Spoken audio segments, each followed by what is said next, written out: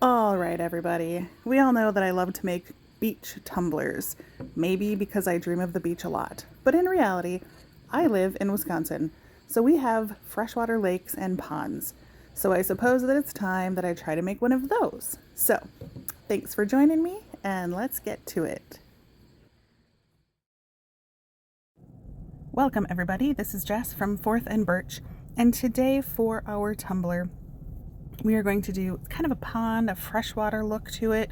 So very different colors than what I would use for my beach. These aren't typically clear waters. They're a lot muddier and with more sediment and whatnot. So we want it to look a little more realistic. So I'm picking out some browns, greens, yellows, and yes, a little bit of blue. We still want it to look like water. It's not a mud puddle, but it's still, like I said, definitely different than the oceans and the waves and the tumblers I do for that. So, all right, we're picking these out. We're going to give them a trial, see what they look like, and then we will pick our final inks. So stay tuned. All right, so as usual, I used my paper towel here and didn't wear gloves once again. But this is not these are not all the colors I'm using. There's a couple of ones that are too bright in here, too bright here. So, but I used this to give me an idea. And I'm going to try to use them basically in this order. So, what do we have here? We have spice, caramel, latte, Dijon, citrus, lime green, Kelly green. This one is called Pool, Turquoise, and Lake Blue. And then I'm going to use a little bit of this. However, I'm not going to use this straight up. I am going to use this. I put in a bottle, and it is 1-to-1 the same, the brass coloring. So basically it is alcohol, probably 91% alcohol, but one of my alcohols. And I mix equal amounts of alcohol and the brass. So if you use just this guy, it is going to take over all over the place. And sometimes this clumps up a little bit. So first of all, this needs to be mixed up really, really well. You can see my brass is just sitting at the bottom. Sometimes they put a little ball in here as well, so that's helpful. But nonetheless, I put it in one of these. And I actually I also make keychains, and I don't know if you can see them. I put these little jump rings that I would put on a keychain. I put some of those in here. They're pretty inexpensive, but what it does is it helps mix this up. There you go. Just like tiny mini little jewelry findings, just little keychain things. So I put a few in there. So when I mix this up, it really helps on the bottom, all of that not stick. So I'm gonna go try to wash my green fingers here a little bit. That was one of the greens I think I did not use. It's a little black. But anyway, I'm going to put these on rather quickly in this basic order. And this is the tumbler that we were going to put it on. And we do want a tumbler that freely moves, although we're not going to tip this quite as much as we might some of our other swirl tumblers. We do still need to tip it to get the colors to swirl a bit, but we're not going to tip it a ton. And then once we put this brass on, that'll be at the end. We'll have to tip it a little more because of that, just to make that move around a little bit too. For some waters, you can do the same thing, mix a 1-to-1 with the silver. I would tend to use that more for like a beach or something like that. This is a freshwater lake that we're trying to make this look like, to duplicate, replicate, whatever the word would be, I don't know. So these are kind of dirtier, I'm not even going to go with a ton of the blues, more of these. If you've ever been to a lake in the northern United States, they tend to be not very clear and very sedimenty. So not usually super blue and beautiful, but a lot more of this. But also the fish, the water slides that I'm going to put on afterwards are also kind of these colors. So I do want to add a little bit of something else just to make sure that they are able to be seen over the top of the water. So, all right, we're gonna give this a try. I'm gonna get some of my epoxy mixed up. I am using my KS Resin Liquidy Split Ultra UV, and this is a fast set epoxy. I'm going to, this is my 20-ounce skinny. I am going to mix up 30 total, which is probably more than I need. But for something like this, we like it to be a little bit of fluid. We want to be able to, we want it to move a little bit. So a bit of a flood coat. So, all right, I will be back when we're ready to put these bad boys on.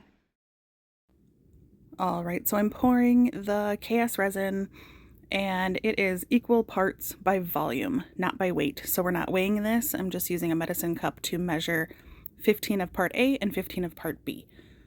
I'm going to mix this somewhat vigorously, not quite as vigorously as it shows because that's sped up.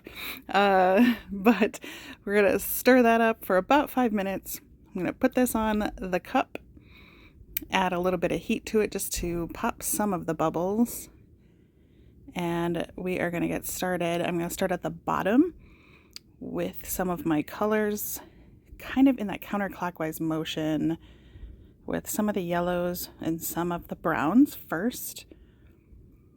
As I'm throwing some colors on here though, I can see a decent amount of bubbles. So the thicker the coat of epoxy that you put on, it tends to have more bubbles, and they don't rise to the surface quite as easily as the thinner layers. So I'm just going to use a little bit of Mr. Heat Gun here and just try to pop some of the bigger ones. That will also get the epoxy moving a bit, which is okay. We're going to add a little more heat later though as well.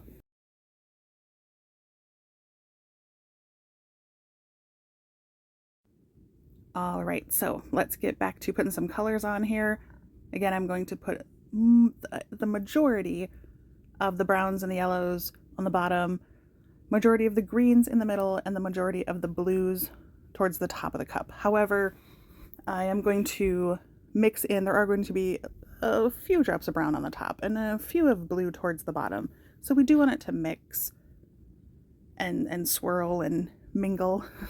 But in general, I like to have a bit of that transition of colors from the bottom to the top. So we're still kind of working on our yellows. This one is kind of a yellow-green, so we're transitioning into the greens.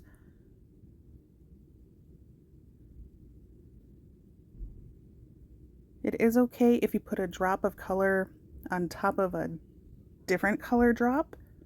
However, just know that those colors will mix. So if you, for instance, put the blue on top of the yellow, you're going to get more green. So in colors that you don't want creating a new color, try to keep those in their own separate drip marks, if that makes sense. So here comes our blue. I'm trying not to put it on any yellow spots,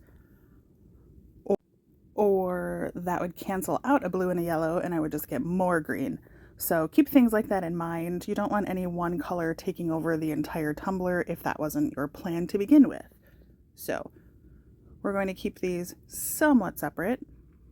When we add the heat and we start tipping this, it is going to swirl, it is going to mix a bit, and you have to be ready for that. So none of these are the same, they're all unique. And you can see on the top there, I just put a huge blob of blue that's all running together. So that you also want to be cognizant of. If you don't like that, try to fix it, throw another color in there. So we'll see here. a little blue at the bottom as well, just to get a few drops of that color. And now I'm going to come towards the top with some more of the, I think this one is more of kind of the yellowish green, trying to break up that blue blob at the top. And by putting yellow on it, it turned it green. So that did break up the blue blob. So I'm happy with that. I'm just adding in more inks into the bare spots. Whatever color you think needs to go, put it there. This shouldn't be a stressful process. It's actually, I think, very relaxing and very fun. You do have to hurry a bit when you're using a fast set epoxy, so there's always a little bit of that pressure in the back of your mind, but have fun with it. It's fun. And if you don't like what it looks like at the end, A, maybe somebody else will. B, you're probably being too hard on yourself. It probably looks great. Or C, strip it and do it again. So what I'm basically saying is relax, have fun. This should not be stressful. All right, so I am adding heat to this with my heat gun. I'm tipping it while I do it. I say this in a lot of my swirl videos. I don't like the swirls just going, I'm going to say horizontally. So that means when you hold your cup up, like there's water in it, I don't want the swirls just going in a horizontal pattern and running away with the epoxy and making kind of racing stripe lines around it. I like the colors from the top to the bottom and the bottom to the top. I like them mingling and swirling that way, kind of up and down into each other as well. That's why it's so important to use a spinner, a turner, that is separate. It's not connected. It's not like a 4-tumbler spinner, because you can't pick those up. You can't move those as freely. Some people have detachable arms on their tumbler spinners, and that is perfectly fine as well.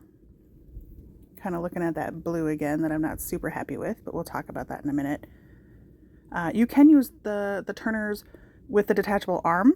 I personally like to be able to pick this thing up like this and tip it while it still spins on its own, so there's still always a fluid movement going. And if I want it to stop rotating for any reason, I will switch it off momentarily and then turn it back on. Sometimes that actually gets some interesting flow going. Okay, so let's talk about that blue blob at the top. It's now turned into a bit of a green blob, but whatever, things happen. I don't hate it. I don't love it, but I don't hate it. But I'm also going to take some brass now. Remember, this is my, see, I'm breaking up that blue and that green with my brass. But I am using my 1-to-1 mixture. So that is the brass mixed with alcohol, so it doesn't totally take over the tumbler. I'm going to tip this as well and see how the brass starts moving. If you drop anything, I just did there with the brass, but if you drop any alcohol ink onto the tumbler while you're tipping it, that actually forces it to drip in and at a different angle, I guess. So it's not just going to spin in that horizontal runaway race stripe pattern that we had talked about before. It kind of makes it more, I guess, diagonal-like. So I'm going to add some more heat, specifically to the areas that have the brass. And you'll see in my later part of the video, I did multiple cups like this. I had an order for 3 mugs, actually, with a similar pattern. I did not use the brass. The 3 cups were for 3 men. And I don't know. I really like the brass. I think it gives it a beautiful accent, but it also is kind of a metallic shimmer, and I don't always know that if you're trying to make a masculine cup, that it's going to reflect that as much. So something to keep in mind with your metallics. They oftentimes come across shimmered or shimmery. Wow, I'm making up a lot of words today. All right, I'm going to change the direction of my rotation here. I like to do that at least once when I'm making the Swirl tumblers. And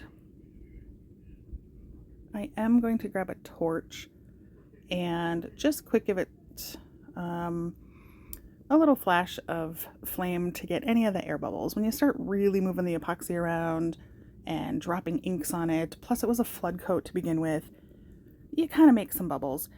And also your metallics, so that brass, and you'll see this when I have a close-up video, that brass actually looks like tiny little micro bubbles when it disperses and gets into a very thin layer.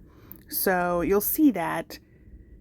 And I thought several times, I thought, oh gosh, I have a ton of bubbles there. And when I looked more closely, it was just a little thin dispersion layer of the brass. So keep that in mind as well.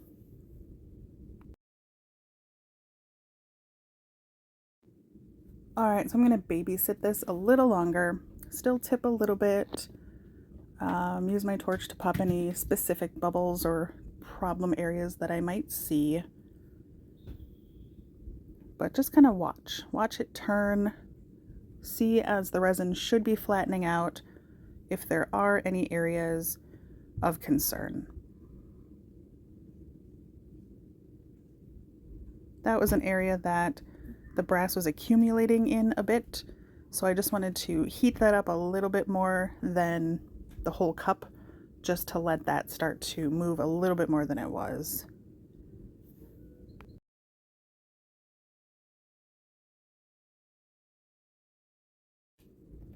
Don't forget to peek at your bottom.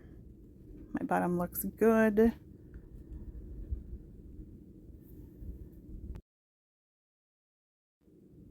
And I think that about covers it for this cup. I'm going to go on and make another one, basically just like this. And I'm also going to make some mugs as well, without the brass like I talked about. All right, so let's get a closer look at this guy. All right, so zooming in here, you can see the brass and how it kind of swirled beautifully. In some of the areas, again, where it dispersed thinly, just kind of make note of how I talked about that it almost looked like small little micro bubbles. But I know that's hard to appreciate here. All right, so project on a mug, stainless steel, 14 ounce, although it holds 12 ounces. But anyway, handle mug, stainless steel. Same exact colors I used for the previous cup. This one, like I said, though, I am not going to use brass. But very similar process. I tried not to make a massive continent of blue, so I think I succeeded a little better with that. Tipping it all the same. You want to make sure to get at least a few drops of different colors on that handle, so that starts to swirl too. And babysit this one too. Make it swirl, pop the bubbles as needed. And yeah, we'll see what that one looks like when it's cured. All right, so we are outside finally in some natural light, so we can see a little bit better as to what these look like. I have an order for these coffee cups. I did not use the brass on them, but let's go back to the 220 ounces first. This one here is the one that I made on camera. And you can see the parts of the bronze in it.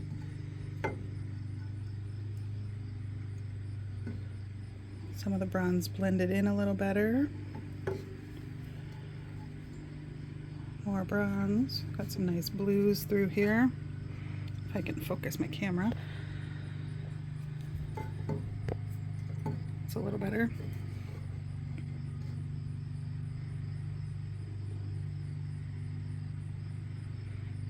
And all of these are directly off the turner. So this is the epoxy that I put on when I dripped it and swirled it. So if you notice, all of these might look a little lumpy, wavy, in their epoxy, but they'll get lightly sanded and another layer of epoxy on top, so they'll be even smoother than this. So there's one. This is one that I put a little less ink on, so you have a little more of the stainless steel showing through underneath.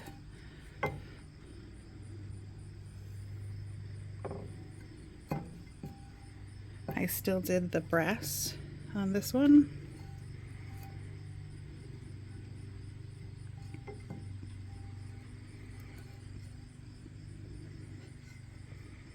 You can still see the stainless steel cup underneath, even here too a little bit. So this one's just a little lighter in color than this one. And this is all just about amount of inks. Less ink, so you have a little more room for that feathering to happen because the inks can move around a little more, versus more inks, all the same colors in similar areas, locations of the cup. Just less ink and more ink. There still is some feathering that happens with the more ink, but again, it doesn't have as much room to kind of swirl into the epoxy because there's more ink that it meets up against right away, where this was able to swirl a little more freely and make the feathery cells. So there are those. The next ones here are the coffee cups that I did not add the brass to.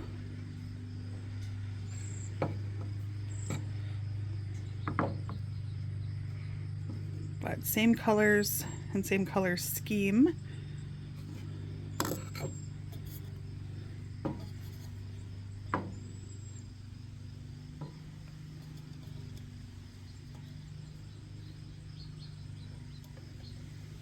That one got a little dark on the bottom. A lot of my colors kind of pooled there, so there is a bit of a swirl to it. But kind of the greens and the blues got together on the bottom and made just a really dark green.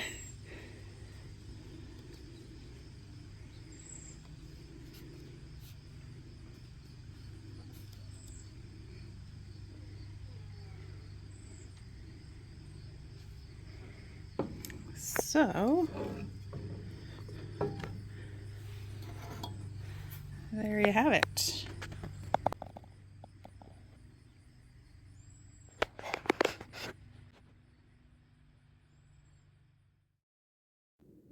So there it is, we did it. Thanks for sticking around with me through this long video and tutorial. So now it's your turn to make a freshwater lake tumbler. So put any comments or questions down below. I try to read and respond to every single one of them. And as always, keep on crafting, everybody. Bye-bye.